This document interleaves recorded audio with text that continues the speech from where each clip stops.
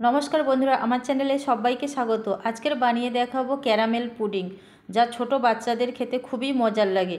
তো এই গরমের দিনে ঠান্ডা ঠান্ডা পুডিং কিন্তু খেতে খুবই ভালো লাগে। স্কিপ না করে পুরো ভিডিওটি দেখার অনুরোধ রইল।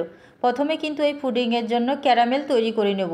প্রথমে একটা কড়াই গরম করে নিয়েছি এবং অল্প চিনি দিয়ে কিন্তু ক্যারামেল তৈরি করে নেব। তো দেখুন ক্যারামেল তৈরি হয়ে গেছে। এইবার একটা বাটিতে আমি রেখে দেব। ক্যারামেলটা রেখে দেওয়ার পর অন্য একটা পাত্রে দুধ গরম করে নিচ্ছি এবং একটা বাটিতে ঠান্ডা দুধ নিয়েছি। এই ঠান্ডা দুধের মধ্যে কাস্টার্ড পাউডার গুলে নিচ্ছি। 1 চামচ কাস্টার্ড পাউডার নিয়ে কিন্তু গুলে নিতে হবে। এরপর গরম দুধের সঙ্গে দিয়ে ভালোভাবে 5 মিনিটের মতো নাড়াচাড়া করে নিতে হবে। এরপর দিয়ে দিচ্ছি 1 চামচ চিনি। কাস্টার্ড পাউডার দেওয়ার পর কিন্তু এইভাবে কিন্তু থকথকে ভাব চলে আসবে। এরপরে নামিয়ে দিতে হবে। ক্যারামেল যে তৈরি করে রেখেছিলাম একটা বাটিতে করে রেখে দিয়েছি। ক্যারামেলের উপরে দিয়ে দেবো কাস্টার্ড পাউডারের পুডিংটা। তো এইভাবে চামচের সাহায্যে ভালোভাবে দিয়ে দেবো। এই পুডিংটা তৈরি করতে কিন্তু বেশিক্ষণ টাইম লাগে না, 5 মিনিটের মতন টাইম লাগে। তো আমি এই বাটির মধ্যে ঢেলে দিয়েছি এবং ভালোভাবে সেট করে নেব। এরপর একটা ঢাকনা দিয়ে রেখে দেবো 5 মিনিটের মতো। ঠান্ডা হয়ে গেলে কিন্তু ক্যারামেল পুডিং একদম তৈরি হয়ে গেছে।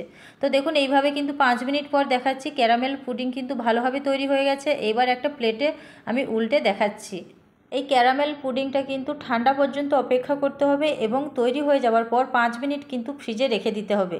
তাহলে ঠান্ডা ঠান্ডা কিন্তু এই ক্যারামেল পুডিং তৈরি হয়ে যাবে খুব সহজে। ডিম ছাড়াই কিন্তু এই পুডিংটা আপনারা তৈরি করে নিতে পারেন কাস্টার্ড পাউডার দিয়ে।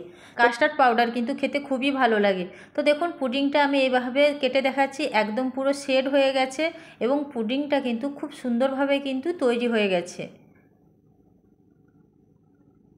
তো দেখুন পুডিংটা কিন্তু খুব সুন্দরভাবে তৈরি হয়ে গেছে, খেতেও কিন্তু খুব ভালো হয়েছিল। তো বন্ধুরা অবশ্যই কিন্তু ছোট বাচ্চার জন্য এই পুডিং কিন্তু তৈরি করে নিতে পারেন। তো বন্ধুরা ভিডিওটি ভালো লেগে থাকলে অবশ্যই লাইক করবেন এবং কমেন্ট করতে ভুলবেন না রেসিপিটি কেমন হয়েছে।